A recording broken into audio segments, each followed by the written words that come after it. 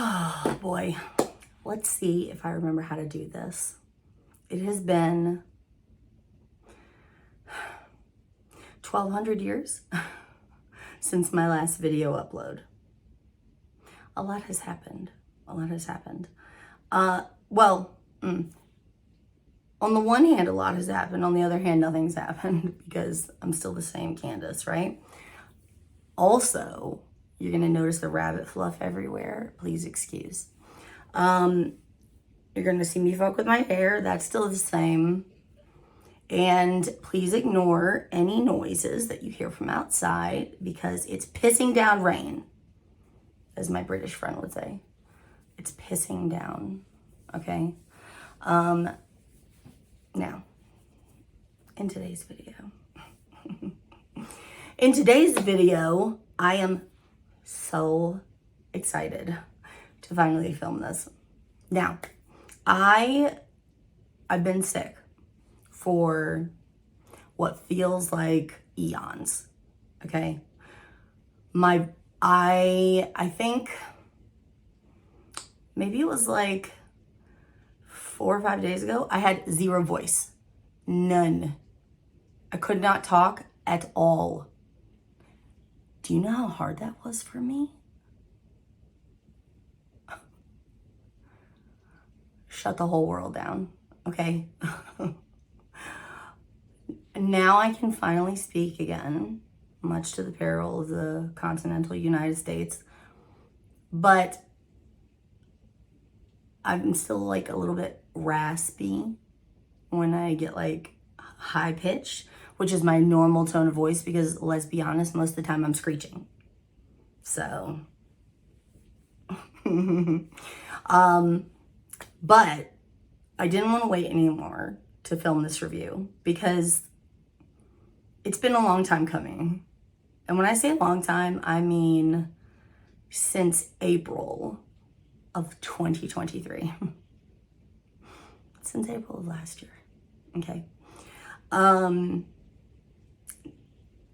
In today's video, I'm going to be reviewing, but also more so than reviewing, introducing you to a new book that's on my radar.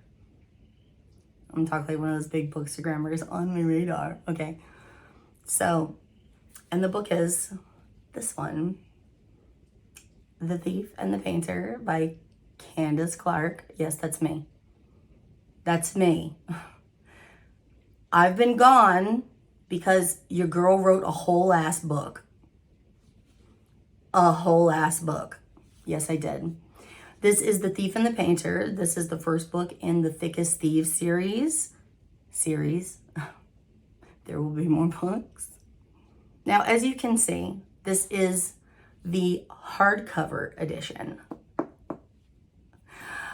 You'll notice this little band here. It means that this was one of the proof copies that I ordered to make sure the formatting was correct.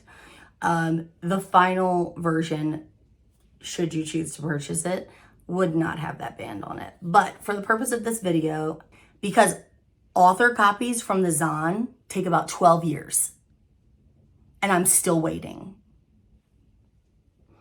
Hopefully by the time this video actually uploads, I've edited it, and uploaded it, I will have gotten my author copies, at least the paperbacks, because for God's sake, how long does it take to print a handful of books? If I was a Prime member, which I am under a different account, but like if I paid full price, I'd get it in 2 days. But since I'm the author and I'm paying cost, it's okay for me to wait like 6 to 8 weeks. It's not okay. I'm just stating for the record, it's not okay. Anyway, we're not here to bitch about that. We're here to talk about this book. Now, I have been working on this book, which I will show you guys. Here's the front cover, spine, back cover. This is an Amazon printed hardcover. You will notice that the image is printed onto the cover of the book. There is no dust jacket.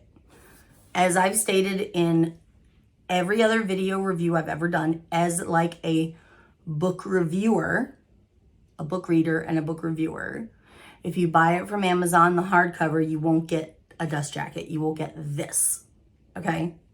Now, I also have a copy here. Sorry for the shakeage. I also have a copy here of the paperback, which is slightly smaller, side by side. This one is 6.5. No, that's a lie. This one is 6 by 9. This is 5.5 by 8.5. So you're missing half an inch in both directions. I mean, that's really not that much. Get your mind out of the gutter, okay? No, don't. Leave it there. Because this book was written mostly for me.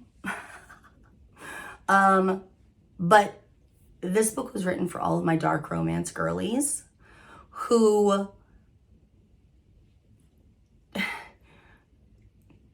have found the current generation of dark romance to be slightly too much. And I don't mean too much in the sense that like, oh, it's too dark, it's whatever. I don't like things being put in books for shock value. As a reader, I don't like that. Like, it almost feels like the indie author community when it comes to dark romance, that they're trying to one-up each other. And it's like, oh, well, you did so-and-so in your book. Well, now I have to do this because it has to be darker. Like mine's darker than yours. I don't care. Like this is what I would consider a true dark romance book, okay? Now, it's not, like I said, there's nothing added to this book that does not lend to the plot, okay? Nothing. Nada. Now, it is, however, chock full of triggers. Not like a grocery list worth, but like enough for it to be considered dark romance, okay? The Thief and the Painter. Let's give you the deets first, okay? It is available through KU. You can, if you have Kindle Unlimited, you can read it right now for free. If you want to purchase this book for your Kindle, you can get it for $4.99. If you want the trade paperback, which is the 5.5 by 8.5 that I have here, you can get it for the current price of $17.99. If you want this printed hardcover, it's $22.99. What I will say is if you buy the paperback, you will get it in 2 to 3 days, just like you would any other indie author paperback. If you purchase the hardcover, please be prepared to wait because Amazon will take upwards of like 2 weeks to send you your book. Again, why? I don't know. Like you're Amazon and you haven't streamlined this process yet. Anyway, The Thief and the Painter is a step-sibling taboo romance. I will read you guys the blurb and then we can kind of break it down a little bit because I don't want to spoil it for anybody who has not read it, which will probably be most of you because you didn't know that I was even writing a book. But I do want to make sure that you know like what the tropes are, and I will be showing you what the inside of the book looks like, okay? So first things first, the cover, as you can see, the cover is, I designed the cover myself. I did all the formatting myself. From start to finish, the only thing I did not do was edit the book. I did hire an editor. She did a fantastic job. If there are any parts, if you choose to read this book and there are any parts that you don't enjoy because of the wording or because, you know, something was left sounding weird, we're not talking about grammatical errors because those are bound to happen in any book. There's bound to be one or two of them that got missed. I'm not even talking about that. I'm talking about you read something and you go, is that how that's supposed to be worded? There is a high probability that my editor made a comment for me to change it and I disregarded it. And I'll tell you why. This book is, that's my child coughing. This book is set in Charleston, South Carolina. The Southernism, and I'm not talking about racist Southernism, okay? I'm talking about eloquent Southernism. That's what I wanted in this book. That's what I wanted to portray in this book, okay? Hopefully that came across on the page. Hopefully most of you enjoy it, but I will read you guys the blurb as soon as I show you what's inside. So as I said, I designed the cover myself. When you first open the book,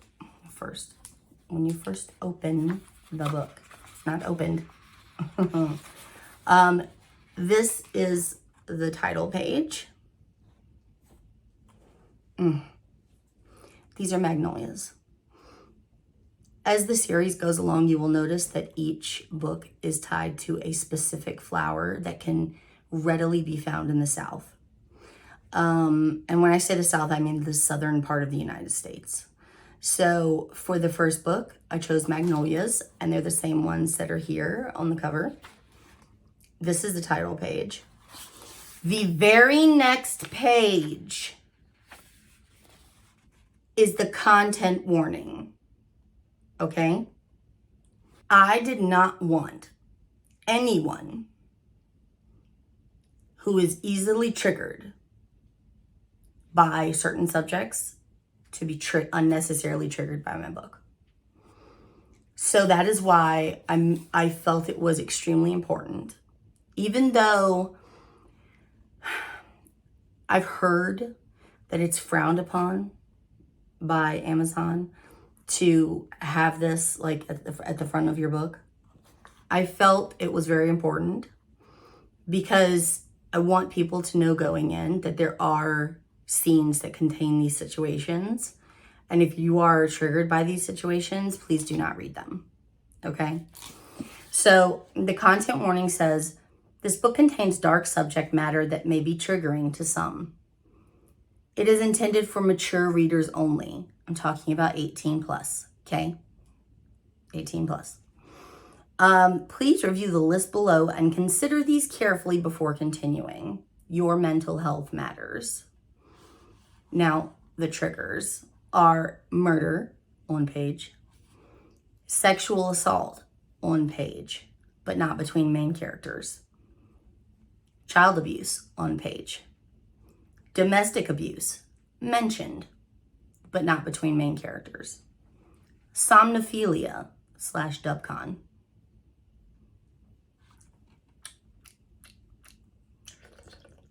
Okay, stalking, anxiety, depression / thoughts of suicide, alcohol / prescription drug use. Okay, so that is the list, the full list of triggers in this book. If I missed something that should have been in there, please DM me on Instagram and let me know, because I would love to know. And I don't mean that in a sassy way. I mean that in a genuine, I want to prevent people from being triggered by so-and-so way, okay? Now, the next page is the Spotify playlist. This list can be found at the link that's at the bottom of the page. It is hosted by me. And this is not only a playlist of songs that I listen to or songs that made me think of the book, but also songs that were very heavy, that I was listening to very heavily during the process of writing the book. As I said before, I started writing, this writing process started in April 1st of last year. And I finished it in the ending of October, beginning of November. That's how long it took me to write this book. Now, after the Spotify playlist, I have my dedication page, which was very important to me. And I had someone ask me, aren't you going to dedicate your first book to your husband and your child? No. It's literally my face. No. I dedicated this book to all of my Bookstagram friends who encouraged me to write, who kept me going throughout the process, who hyped me up. This one is for you guys because it would not have happened without you. And I mean that 100%. So the dedication says, it has a tagline at the top up here that says, fate lines are twisted with surprises. There is a critical moment in this book when the main male character hears those words. Like him, I have to believe that it was fate that led me to the indie book community. Fate that led me to the many wonderful friends that believed in my ability to do this, even when I couldn't even fathom it myself. This book is for them as much as it is for me. Without them, these characters and the world they live in wouldn't exist. They would never have become real people to me, as I hope they'll become real people to you. So, thank you. And then I have several of my ride or die bitches listed individually. And then it says, and thank you to everyone else who boosted me up and supported me during this process. A process that's burned a good number of brain cells, but that's okay. I didn't have many to begin with. Don't you just love the indie author community and the fact that you can write pretty much anything you want in your damn book? Because I don't think a traditional publisher would have liked that. The next page is the foreword, which has 2 quotes, one for each character. The first one is by Vincent van Gogh. And it says, art is to console those who are broken by life. Now, that is obviously for the main female character, Amelia. The quote that I chose for the main male character, his name is Merrick, and it says, everything has changed, and yet I am more me than I've ever been. And if you read the book, you'll understand why it's like that. And then you skip a page and the prologue begins. This is the chapter heading image for every chapter in this book. Okay. The ending of the book has obviously my copyright page and the about the author, which says, Candice Clark is an avid romance reader turned writer who lives in South Carolina with her man-child husband and small daughter, who her mother always warned would be just like her. She was right. In addition to writing, she works full-time, owns an Etsy bakery, and has 1,000 other hobbies that allow her to complain about how stressed out and stretched thin she is. Which is true. She's a down-to-earth, middle-aged woman who feels 97 most days and suffers from chronic pain and massive anxiety.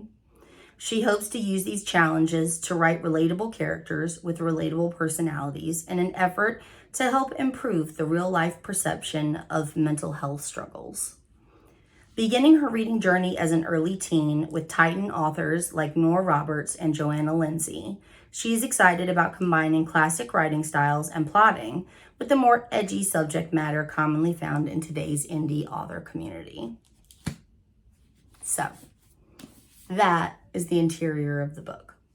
Now, I will read you guys the blurb. It is obviously, the book is written from 2 POVs, the main female character and the main male character. It is a male-female romance, and as I said, it is step-sibling taboo. The first little part of the blurb is from the main female character.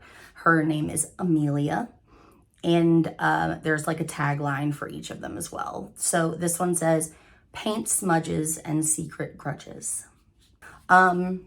Despite the occasional ball gown and glass of champagne, my life is anything but glitz and glamour.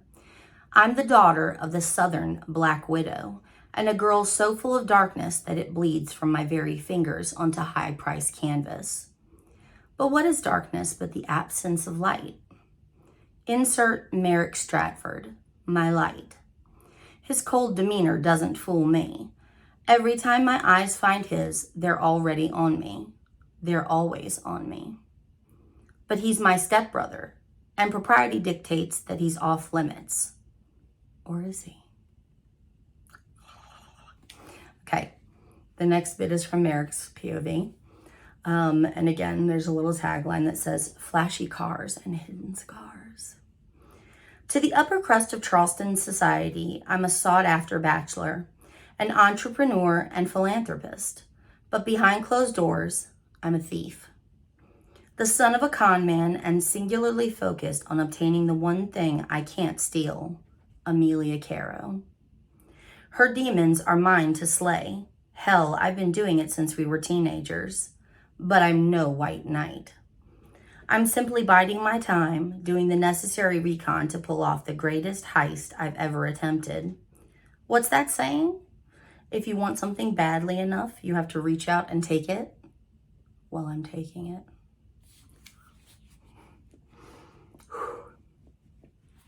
So that is the blurb. Now, as I said before, the two main characters for this book are Amelia and Merrick. They are step-siblings. However, their parents marry at the age of, Amelia is 15 and Merrick is 17 at the time that their parents get married. As the blurb alludes to, both of their parents are very bad people. Very bad people. From the moment that Merrick lays eyes on Amelia, she's his, period, full stop. He is my definition of an obsessive, possessive, stalkery type dark romance anti-hero. But just like with a lot of other books, I will say, he's a cinnamon roll for her. But he can't portray that outwardly for a very long time. Because of their station in society, they run in a crowd where two step siblings sleeping together would be the biggest of scandals, okay? Merrick doesn't give two shits about that. Merrick comes from nothing. Merrick was born poor. His father is an abusive alcoholic. His mother has died.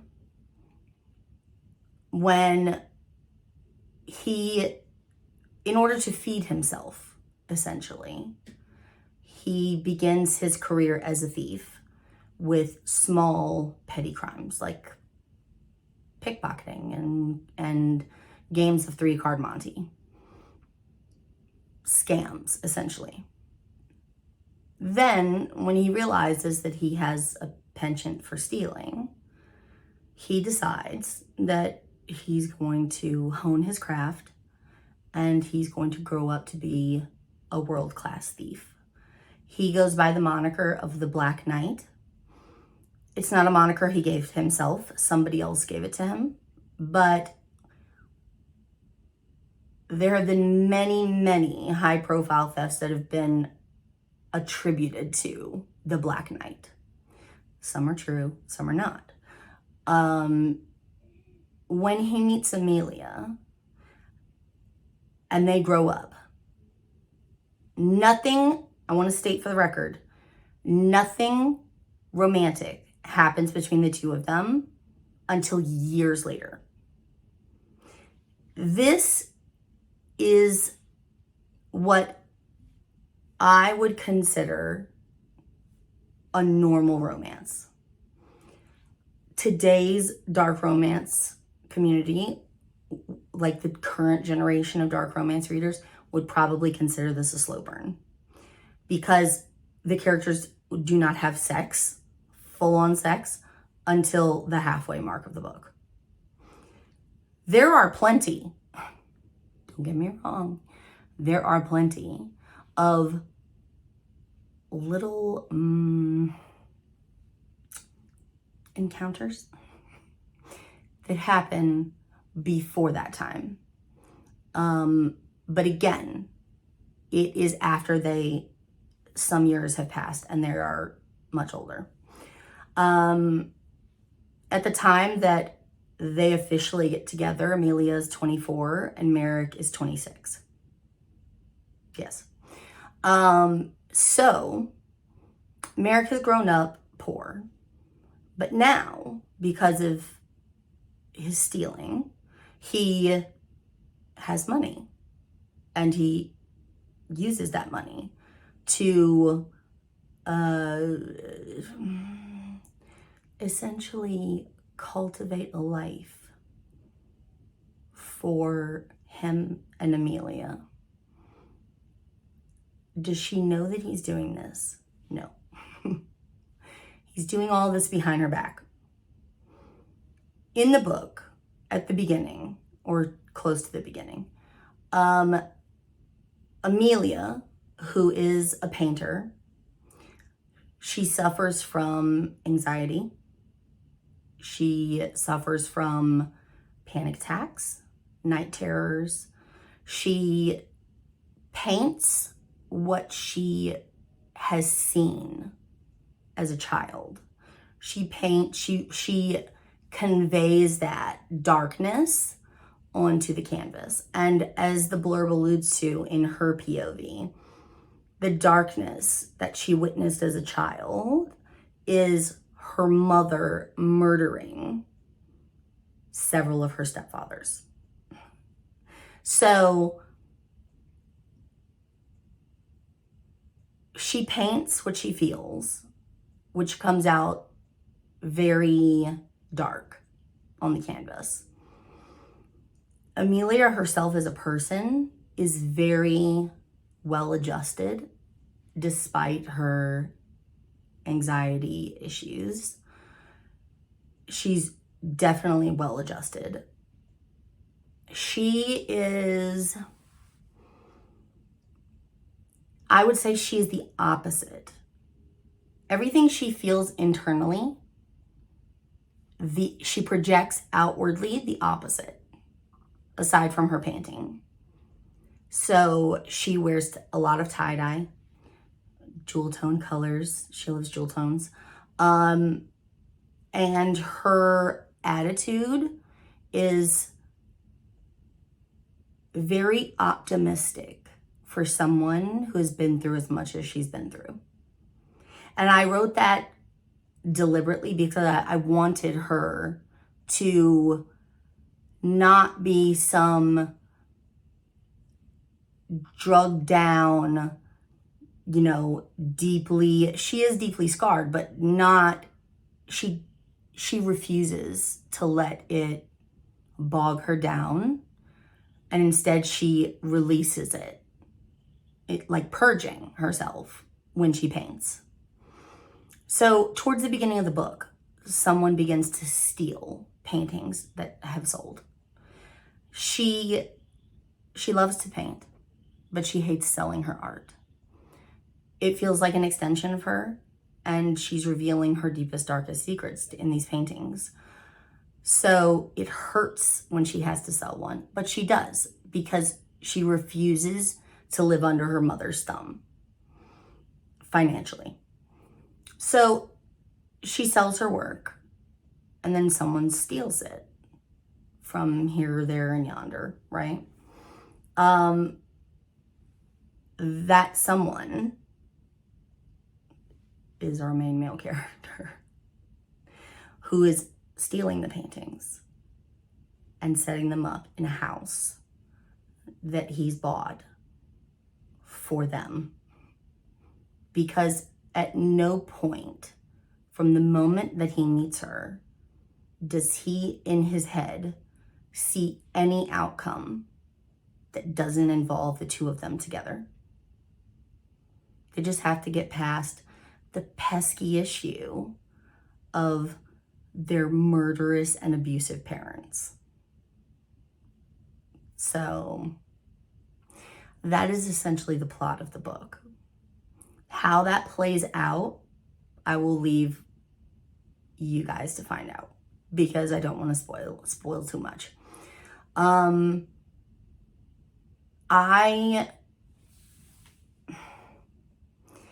This book has definitely been a labor of love. As I said in the in the author's note, or the about the author page,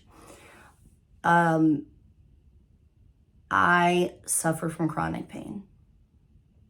I've told you guys about this before. If you didn't know this when you're watching this video, you can go back a video or two before the one about me ranting. And you will see that I'll detail a little bit more about that. But I do suffer from chronic pain. I'm on a good number of medications for that. They have not, as of yet, fixed the problem. I've lost track of how many doctors I've seen. But in addition to the chronic pain, I also have terrible anxiety, also medicated. So when I say that this book has been a labor of love, it has been a labor of love. I had to push myself to get this book out.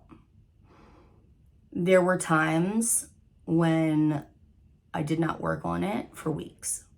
And then there were times where I worked on it every day, despite chronic pain, despite anxiety, despite anything. I worked on it every day. And I came into the process saying that I would not tie myself down to any deadlines. I just won't do it. It's for the same reason that you guys know I'm on 3 authors' ARC teams. Total. I don't take ARCs from anyone else. Because I know myself, and I know that deadlines are not... Putting Candice on a timeline is just going to make me freak out, okay? So I came into this situation telling myself that if I finish it, I finish it, and that will be great. If I don't, I don't. I'm not going to beat myself up about it. I'm not going to kill myself. I'm going to do what I can do. And then as the story took shape and the plot started to flesh itself out, it became necessary for me to give myself some structure. And that does not mean like putting up a release date or anything like that, because I did not put up a release date until I was, I think, 3 chapters out from finishing. But structure in terms of writing. And that was those periods of time where I wrote every day. So, like I said, it has definitely been a labor of love. I really hope that if you choose to read it, that you enjoy it. If you do enjoy it, I ask you very nicely, please consider leaving a review for me on Amazon and on Goodreads. Those are really the only 2 websites I care about. I do have an account on BookBub, but I don't use it much. So Amazon and Goodreads are the 2 places that I think most people go for their reviews. So if you enjoy it, please leave a review. If you find fault with the book, for whatever reason, leave a review. It doesn't matter. Because at the end of the day, I was happy with the way it turned out. And there's nothing I would have changed. And again, some of that goes back to my editor suggesting things and me going, nope, nope. I did not use a developmental editor for this book. I did not use a ghostwriter. I had no help aside from a handful of beta readers, and literally 1 or 2 alphas. And they were invaluable to me because they helped me with things like, oh, there's a plot hole missing, or you said this was this way in this chapter, but 2 chapters later you said it was this way. That was so helpful for me because, as you all know, my brain is absolute trash. But after we fixed all of those problems, the story that is told is one that I'm very proud of. And I hope that you enjoy it if you choose to read it. I can't really think of anything else. Oh, no, that's a lie. You can order these books from Amazon for the prices that I stated at the beginning of this video. However, I do also have an Etsy shop.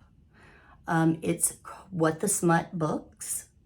And in that Etsy shop, I have partnered up with a candle company called Serpent and Flame to create candles for the book. There is one candle, main candle for the book, which is, the scents are magnolia, peach, strawberry, and champagne for this candle. As you can see, they're stunning. That is the main book candle. And then we have character candles for each character. And the labels, the scents, tie into the book. So these were things that were very thought out by me. They're not things that, I just did for a cash grab or for whatever. If I'm being honest, I did them for myself. And then it just turned into several people asking me, where can I get this? And I went, does anyone really want it? And they were like, yes. And so I said, okay, well, I guess I'll create an Etsy shop. So this is Amelia's candle. And as you can see, it has like the red swirl interior. And the scent for Amelia is Rose Garden. If you don't like rose water, you will not like her candle. I'm telling you up front. She's a rose girl, okay? If you are one of those people that thinks that rose water smells like old lady, don't buy Amelia's candle. This is Merrick's candle. You can see here. And the inside looks like this, so I can get the glare to go away. So there's the inside of his candle. And Merrick's candle is a mixture of cinnamon, clove, nutmeg, and fresh squeezed orange. So when you smell this candle, it reminds me, and it reminded the main female character, of Christmas. Like just those warm Christmassy nights. Does that make sense? Like without it smelling like, obviously, like Fraser fir, but it smells like spicy, but also fruity. It's hard to explain. But anyway, these candles, along with signed copies of both the paperback and hardcover, are available in my Etsy shop. I have also started to transition a lot of the previous merch designs that I had done that for just regular bookish merch. I have started transitioning to that shop. So in addition to finding merch for my book, you can find merch for just regular bookish things within my shop. Does that make sense? other than that, I think that's it. My mouth is so dry. If you like this video, if you like me and you like my channel, please consider subscribing. I would really appreciate it. If you would like, you can follow me on social media. I do have a members only Facebook group, but because I have not been churning out, obviously, book reviews for quite a while, there hasn't been a lot of activity in there. But I am very present on Instagram, and you can find me. I'll put a little banner here and I'll link it down in the description below. And yeah, follow me on social media and we'll have a little chat. And I respond to everyone. A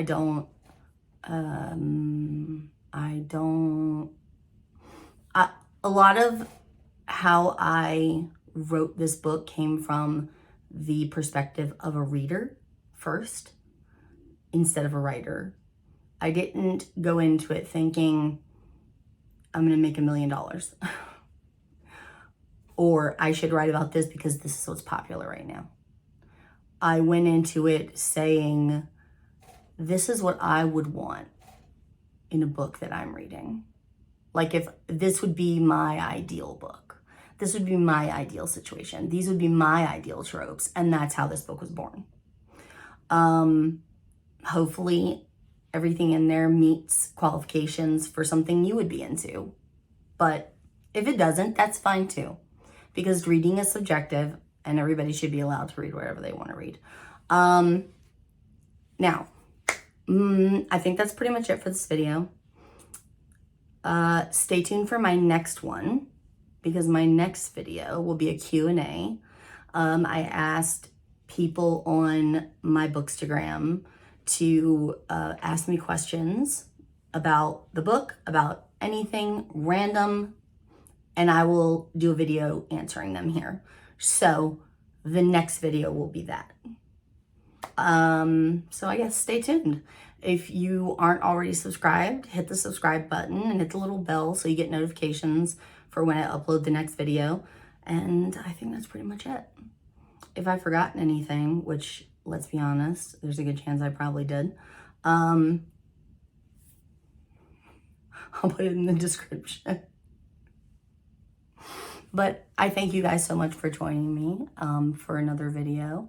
And if you are a subscriber who has been here for a while and who has followed me and you are still here and you didn't abandon ship when I went MIA for 6 months, I appreciate you. And thank you so much.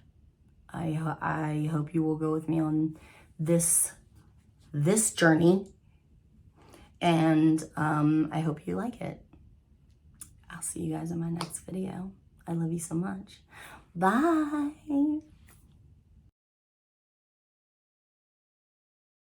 And because author proofs from the Zahn take about 12 years.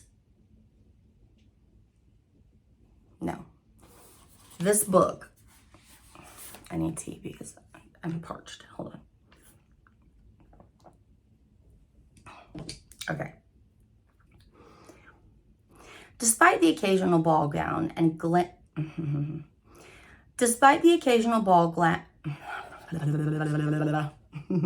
fuck's sake. I shouldn't be as nervous as I am. Why? I do this all the time. Well, I haven't in a long time, but still, get your shit together. Learn how to talk. Goddamn. Anyways, okay. Despite the occasional ball why can't I transition from that word to the next word?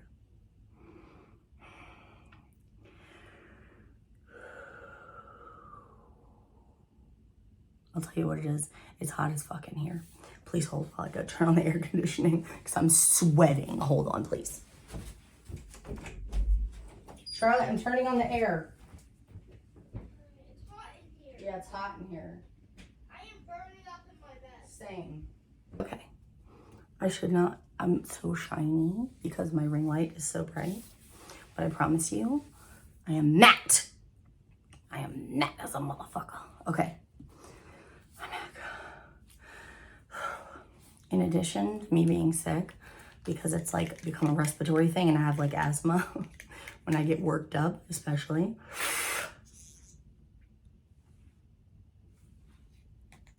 Oh my God. I have my albuterol on standby. I told you, I'm the realest bitch. Okay.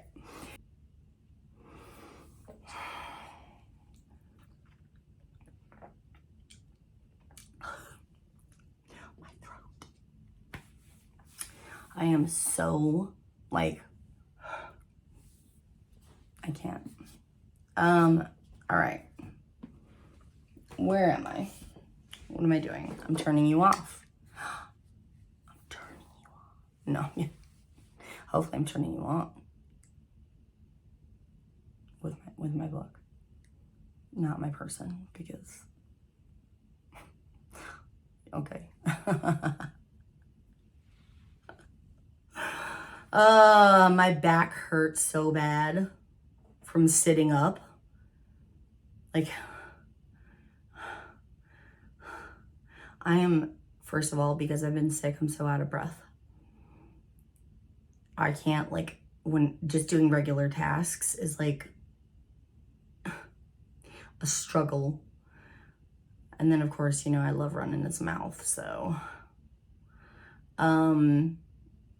But, like, sitting up has just hurt my back so bad.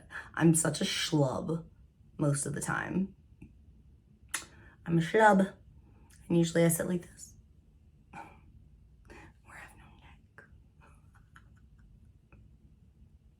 But I do have a neck. It's just a little one. And it's covered by fat. Anyway, I will see you guys next time. Stay tuned for that one because it's gonna be wild, y'all. It's gonna be wild. I love you and I will see you later. Bye.